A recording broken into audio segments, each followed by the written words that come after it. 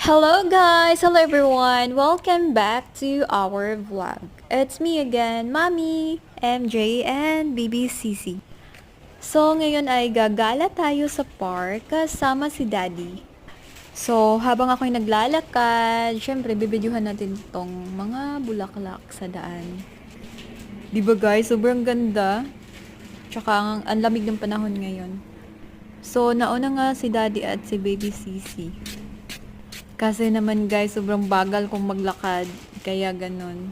So, sa ngayon, hindi pa masyadong mataas itong video natin kasi di pa ako marunong mag-edit po at mag-voice over.